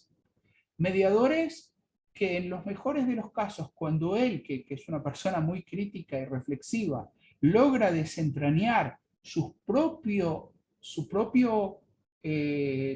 situación, sus propios contextos, a veces logra leerlos en una manera crítica. En otros casos, como es el caso de Valcárcel, creo que Mariátegui ni siquiera sospecha quién es socialmente Valcárcel en Cusco. Y ni siquiera sabe cómo descifrar ese radicalismo verbal, retórico tan violento de quien habla de la guerra de razas y la posible restauración del Incario en Valcárcel. O sea, no entiende, por ejemplo, el sentido excluyente que tiene esa retórica supuestamente indigenista radical en el contexto cusqueño. Ahora, en ese sentido, Mariátegui es un pensador reflexivo y crítico, pero dependiente. Ahora, una única objeción al término de influencias. Yo soy de los que no uso jamás en la historia de las ideas el concepto de influencias. Los pensadores son siempre sujetos que deciden, que optan por tal idea o tal otra, a veces de una manera más consciente y reflexiva y a veces de otra, pero son ellos los que optan. no son influidos, sino ellos optan qué ideas escoger y siempre tienen más de una posibilidad. Por lo tanto, esa reticencia mía a aceptar el concepto que sé, soy consciente de que es muy usual de influencia. Gracias.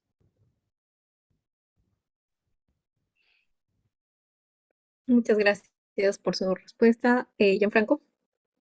Sí, muchas gracias, Noemí, por tus dos preguntas. Son muy buenas y están además conectadas en ciertos aspectos. Voy a tratar de responderlas de esa manera, articulándolas. Bien, has mencionado algo sumamente interesante acerca del uso del vocablo quechua para nosotros, como algo que a la vez incluye, conforma identidad, pero que también excluye a aquellos que no forman parte de esa identidad que se va construyendo. A mí me parece, y esa es la impresión que he tenido, y de hecho fue una de los motores que me llevó a hacer esta investigación, me parece que hay sí en la propia Asociación Proindígena una autocrítica claramente expresada en palabras de la propia Dora Mayer, cuando Mariátegui le pide que haga esta suerte de informe o de recuento de las tareas de la Asociación Proindígena que se publica en el primer número de Amauta. Una autocrítica en el sentido de que reconoce ella y otros miembros que la Asociación Proindígena cumplió una función, pero que llegó a sus límites porque ya era momento de cederle la palabra y la acción a los propios protagonistas de pues todo lo que ellos habían estado observando y denunciando en los años en que duró. Es muy interesante cómo funcionaba la asociación, ¿no? Porque era un sistema descentralizado, de pequeños grupos, cada uno con un delegado que se adentraban en los territorios de los gamonales e iban pues recopilando denuncias, testimonios, observaciones. Eso, entiendo, se reportaba en Lima y pues los grandes personajes influyentes que estaban a la cabeza de la asociación se encargaban de difundirlo y dar a conocer, ¿no? estos actos terribles. Algo muy parecido a lo que también en Europa ocurría, ¿no? Por ejemplo, en el tema del caucho, en la Amazonía o del Congo belga, ¿no? Había asociaciones que se encargaban también de hacer un poco esta misma labor. Pero eso era la asociación, ¿no? Y eso pues tiene sus ventajas porque sensibiliza y concientiza al resto de la población que principalmente limeña, que no sabe lo que ocurre en esos lugares alejados, pero por otro lado también pues eso lleva a que los testimonios tengan que hacerse comprensibles, tengan que ser traducidos y expresados en un lenguaje que cumpla la función a la que están destinados, sensibilizar. Entonces, es un testimonio que está orientado a alguien que no padece lo que el testimonio refleja. Y eso, que me parece que sí está bien expresado como una, digo, autocrítica en este trabajo de Mayer, es lo que Mariátegui toma para superarlo, para complementarlo de la manera en que he tratado de explicar. Entonces, yo creo que el punto de partida de mi investigación es un punto de partida real en el contraste entre Mariátegui y la tarea de la asociación, ¿no?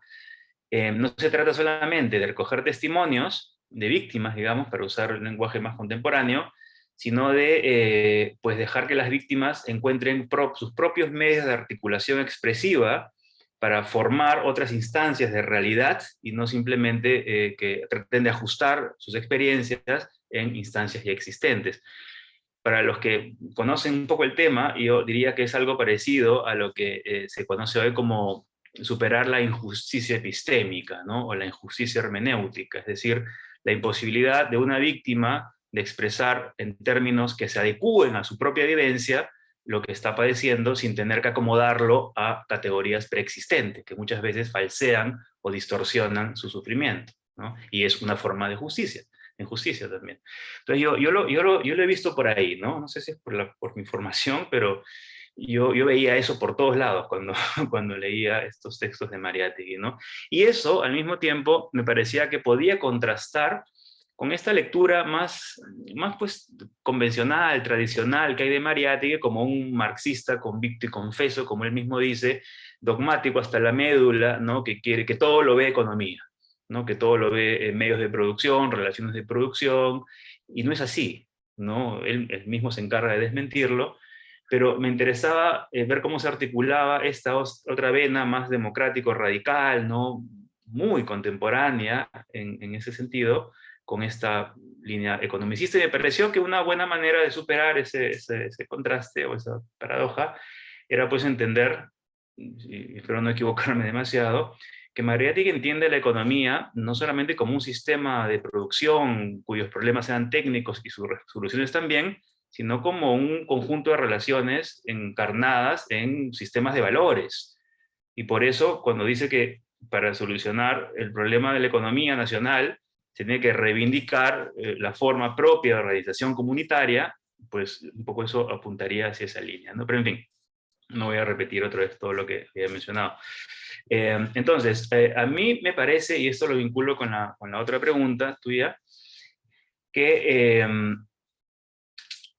si asumimos esa perspectiva, en realidad los procesos de articulación de vivencias, de construcción de una identidad y de nosotros, no son exclusivos de uno u otro grupo social, sino que yo creo que podrían perfectamente hacerse extensivos a toda la comunidad nacional. Y más bien se podría utilizar como modelo, como fundamento de las relaciones económicas, algo similar a las formas de vida comunitarias que Mariátegui conoce efectivamente a través de Valcárcel, a través de Castro Pozos, no de primera mano, y que llega a conocer un poco más en los congresos indígenas a los cuales él asistía, pero que finalmente pues los conoce de segunda mano. Y eso yo creo que se refuerza si es que consideramos que Mariátegui no es simplemente un utopista, ¿no? No dice, como Valcárcel quizás, ¿no? No eh, se sienta, ¿no? Y dice, ojalá volviéramos con el imperio incaico, ¿no? Porque ahí está la solución a los problemas, sino que Mariátegui más bien piensa en una forma progresiva de organización económica que son las cooperativas, ¿no? Él cree que la organización en cooperativas agrarias que se basen no en la propiedad individual, sino en la propiedad colectiva, pueden ser un buen fundamento que solucionaría dos problemas de un plumazo, ¿no? Y eso pues me parece que es sumamente actual, ¿no? O sea, de los últimos 10, 15 años que ha resurgido nuevamente toda una línea de investigación de crítica al capitalismo, alternativas al capitalismo, el socialismo de mercado, ¿no? Las organizaciones cooperativistas que reemplacen a las empresas tradicionales están nuevamente cobrando nuevos bríos, ¿no? Yo creo que Mariátegui podría ser una vía más o una fuente más para trabajar eso ahora, ¿no? Y ese ha sido también uno de los intereses que me llevó a hacer esta investigación. Bueno, me quedo ahí, gracias. Listo, muchísimas gracias. Veo que hay varios comentarios también para, para Gianfranco, principalmente en cuestión a la respuesta que acaba de brindar. Pero hay una pregunta en particular, de repente primero se la formulo al profesor Gerardo y luego Gianfranco puede dar una reflexión final. Y tenemos la siguiente pregunta, más de reconstrucción metodológica sobre el pensamiento, ¿no? ¿Qué métodos hermenéuticos e históricos se utiliza para interpretar a Mariátegui y distinguirlo del mariateguismo y las dificultades de los sismos y de la distancia cronológica y biológica entre pensador e intérprete pueden dar resultados falseados o parciales, ¿no? Ujú. Creo que es Entonces le doy el paso a Gerardo. Ujú. perdón. Sí, creo que la distancia cronológica y de situación histórica es esencial y que hay que distinguir entre Mariátegui y mariateguismos. Además hubieron muchos mariateguismos y contradictorios a lo largo de los años. Metodológicamente es esencial desde mi punto de vista, ubicar los procesos. Claro que comparto comparto la actitud esencial de Gianfranco de tratar de pensar fecundamente qué elementos pueden trascender de ideas o de actitudes, pueden rescatarse o pueden ser valorados como útiles positivos, necesarios, puntos de partida para repensar algo en realidades históricas distintas, pero metodológicamente hay que tomar las distancias muy claras. El Mariátegui, nuevamente, contextualizarlo significa entender qué era el Perú de los años 20 y qué era crecer como él creció, en el seno de la familia que creció, en las circunstancias en las que se formó, los autores que leyó y quiénes eran sus interlocutores. Comparto totalmente la noción de que sin conocer el concepto, porque sería un anacronismo suponerlo, Mariátegui funcionaba con un método relativamente dialógico, que no se llamaba tal en aquel momento, que su forma de entender la realidad incluía, le daba una gran importancia a la forma en que los otros veían y percibían la realidad, y por lo tanto su forma de aproximación, porque se ha hablado mucho Mariátegui mismo afirma la economía, la economía, la economía, pero si uno se fija simplemente en la cantidad de páginas que dedican al ensayo en la literatura, sobrepasa por mucho al ensayo del problema del indio, del problema y el problema de la tierra. Entonces, sí, lo que pasa por la mente de las personas es una dimensión de la realidad que el realista no puede omitir. Y entonces parte de la metodología es rastrear qué constata, qué piensa sobre determinado problema y de dónde extrae sus conclusiones, sus ideas, con quién está dialogando directa o indirectamente al referirse a tal o cual cuestión. En cambio, los mariateguismos posteriores hay que verlos también en su contexto. Creo de que en algunos casos son muy distintos de Mariátegui, en otros se aproximan más, pero tienen que ver con las apropiaciones posteriores y tienen que ver con las circunstancias específicas de cada momento histórico en el cual un sujeto político se autoproclama como mariateguista. Habría que ser muy cuidadoso en establecer líneas de continuación, porque existen, sin duda, si alguien se proclama mariateguista, pero no es eso lo importante, sino ubicar cada idea, cada proyecto, cada posicionamiento en su contexto. Listo, muchas gracias. Gianfranco, no sé si quieres dar alguna reflexión final. No, sobre ese punto no, creo que quedó todo claro y Gerardo es mucho más conocedor del tema que yo, pero podemos pasar a las siguientes preguntas, que hay un par más dirigidas a ambos, me parece. Sí, tengo principalmente comentarios. No sé si, en todo caso, acá tengo también otras preguntas. Voy a leer un comentario y otra pregunta para no hacerlo muy extenso. Para Gianfranco, si bien Mariátegui plantea, citando sobre él, de una moral de productores, no creo que de ello se admita una prioridad en su proyecto del tema ético, pues esto lo llevaría a un ámbito deliberativo. Acá en ese punto comparto más bien el agonismo de Mariátegui a propósito de Unamuno, que el historiador Alberto Flores Galindo resaltó porque al final es obra de Mariátegui que conlleva la idea de revolución proletaria. Ahora bien, sobre una salida ética, lo encuentro mejor en Dora Mayer, que sostiene una teoría ética, pero que no supo articular en su balance de la asociación proindígena. Por otro lado, la misma autora plantea desde 1921 la defensa de la comunidad indígena como programa económico, no desde una propuesta socialista, pero sí desde una democracia quizás deliberativa, ¿no? Y finalmente, al profesor Leibner, después de la reforma agraria de Velasco, la experiencia de la guerra interna de los años 1980 a 2000 y el efecto de la globalización que afecta a todos los rincones de las comunidades campesinas indígenas, es aún posible la moral indígena y la tradición comunal como base de la construcción del socialismo peruano. Y el profesor Gianfranco, la asociación proindígena es desde el reconocimiento a los indígenas contra el abuso de los gamonales, desde el abordaje por los derechos humanos e insertar así al indio en el sistema liberal. En ese sentido, se puede decir, eh, Pedro Zulem y Joaquín Capello es un liberal radical. Ya, gracias. Sí, voy a contestar muy brevemente ambas preguntas dirigidas a mí.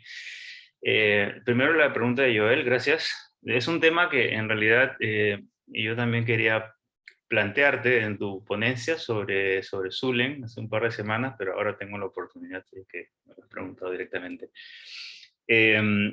A ver, yo creo que hay que hacer una distinción hay que pensar cómo entendemos los términos, conceptos de los que hablaba mi ponencia.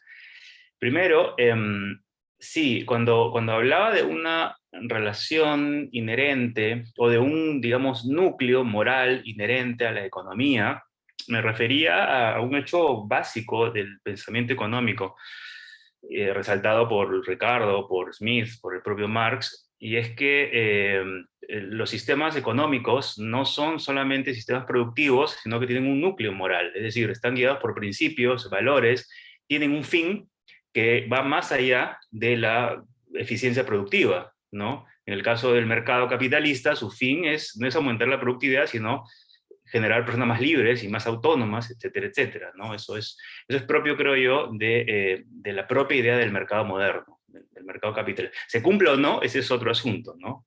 Las críticas justamente son porque no se cumplen los principios que deberían encarnar. Un poco esa es la idea yo lo he presentado en términos de una crítica inmanente, digamos.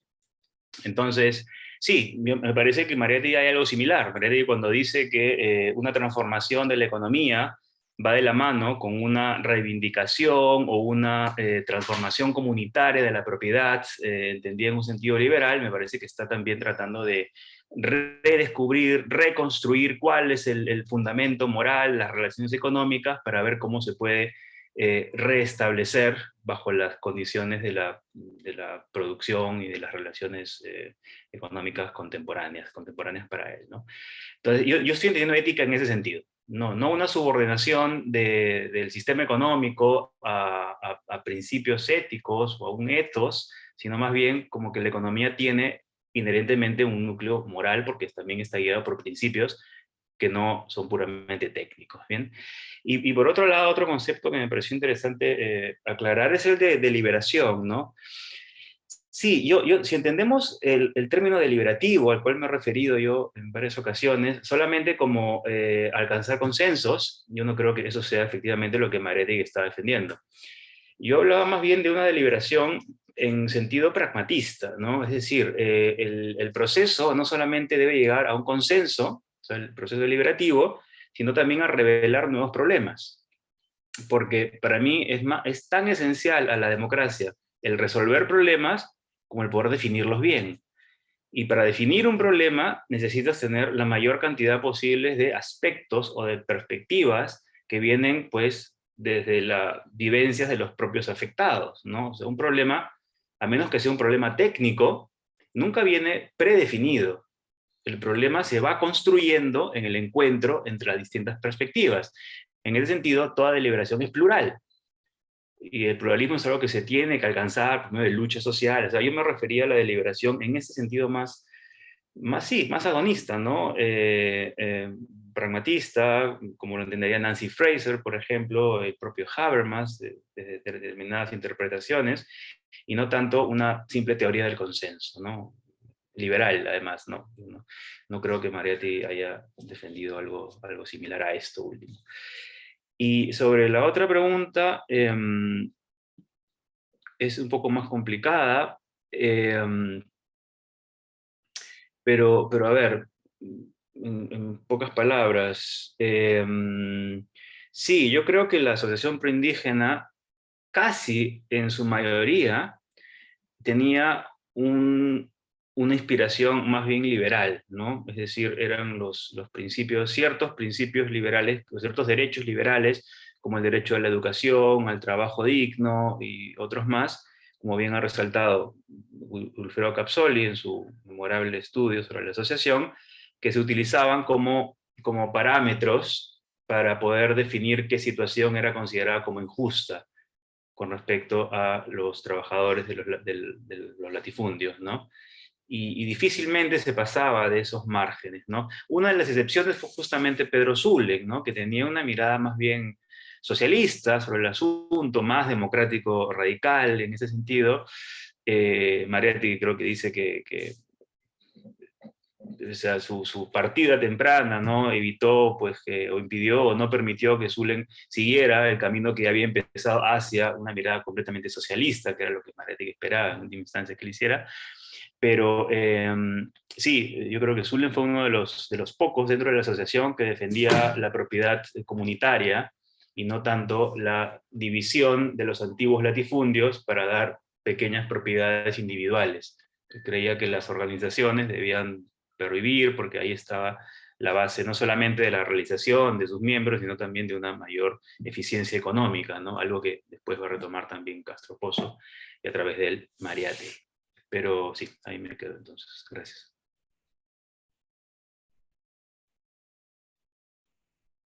Bueno, Listo. Y finalmente el profesor Gerardo. Ujú. sí, obviamente no soy ni por asomo la persona más adecuada para dar respuesta a esta pregunta. Pero me parece importante explicar por qué no soy la persona más adecuada para dar respuesta a esta pregunta.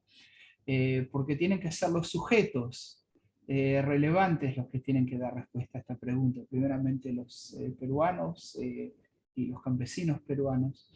Eh, pero, pero yendo un poco más al fondo histórico, yo no estoy seguro que la propuesta mariateguiana de los años 20, que era una propuesta que tenía posibilidades reales de materializarse. Creo de que es además es una especulación, sí, a lo mejor sí, a lo mejor no. No, no creo de que en mi ponencia presenté también muchas limitaciones que tenía Mariátegui en cuanto a la percepción de un Perú que era mucho más multifacético que lo presentado por él, y que su propuesta y que sus sujetos revolucionarios eran solo una parte idealizada en parte por Mariátegui y por sus mediadores de lo que era el Perú real. ¿Qué hubiera pasado con Mariátegui 10 años más tarde? ¿Cómo hubiera un Mariátegui de 40 o 50 años de edad? ¿Cómo hubiera visualizado y entendido el Perú? Probablemente de una manera distinta del Mariátegui de 1928, 1929, 1930. Obviamente el Perú, el mundo ha pasado sacudones muy violentos. No existe la comunidad ni existe la moral indígena o el sentido comunitario de la misma manera inmutable a lo largo de las décadas ni a lo largo de los siglos. Pero sí existe en toda sociedad, en todo sector humano, existe una moral determinada y existe un sentido de lo que es posible, de lo que es imposible y un horizonte y un imaginario social que puede ser vinculado con imaginarios anteriores y puede constituirse en determinadas circunstancias en un mito movilizador que nunca, que siempre, que a veces se ancla en algún mito pasado, pero que nunca es lo mismo. En ese sentido yo creo de que conviene en estas discusiones establecer, ubicarlos en secuencias, en dinámicas, entender de que todo cambia constantemente, aunque a veces las denominaciones no necesariamente cambien. Y a eso, si me permiten, no sé cómo estamos de tiempo, quiero hacer una acotación que tiende a diferenciar mucho más entre lo que fue la Asociación Proindígena y el pensamiento de Zulen. Me parece de que hay que remarcarlo mucho más. No solo por el posible acercamiento de Zulen a algo que se llama socialismo y que creo que aparece en una sola referencia de Zulen directa en cierto momento, sino también porque a Zulen no y creo de que en el caso específico de Zulen no vale la pena encasillar su pensamiento en determinado momento porque es un pensamiento en constante evolución y transformación. Y el momento más interesante a mi entender de Zulen es el momento de 1915, es la crisis de la Asociación Proindígena, que tengo fuertes indicios para creer que tiene que ver con los levantamientos en Puno, con el episodio jamás aclarado de Rumi Maki y la represión consecuente. O sea, con el momento en que algunos digamos, de esos indígenas cuyas quejas eran recogidas de manera paternalista por la Asociación Proindígena, se constituyen en sujetos activos de, de, y protagonizan una lucha. Y ahí, a diferencia de Dora Mayer, que sale en contra del supuesto levantamiento de Rumi Maki y que adopta una posición mucho más conservadora, Zulen se desmarca por guardar silencio ante el peligro represivo, por un lado, y justificar cuando puede, y luego en Jauja, en 1919, llamar abiertamente a los indígenas a tomar la liberación por sus manos. Y creo que en eso hay algo profundo que une, que acerca más a Zulen con Mariátegui. Y es entender el papel del sujeto popular como generador de su propio programa, como fuente de su propia liberación, y no tratar desde arriba o desde afuera o desde un dogma, ofrecerles una supuesta solución prefabricada. Entonces, lo original y lo interesante, o por lo menos a mi modo de ver, lo más interesante es Mariátegui, es que trata, con todas las limitaciones que he señalado y con todos los problemas de traducción y de mediación, trata de entender qué es lo que piensan esos sujetos que él considera que son el Perú verdadero o el futuro posible del Perú, y trata de adecuar su programa socialista a eso. O sea, lo que él ha entendido del momento del mundo contemporáneo, ligarlo a lo que él entiende que es la conciencia social, las aspiraciones y las posibilidades que están dentro de ese sujeto andino que él considera de que es el Perú.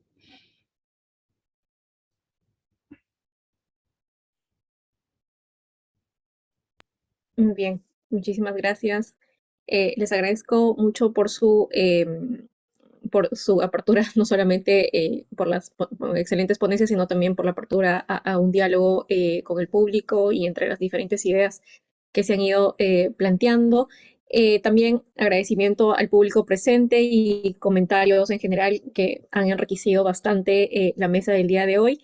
Y damos por concluida esta presentación. Que tengan una buena tarde y esperamos continuar para la siguiente mesa. Gracias. Muchas gracias. Muchas gracias.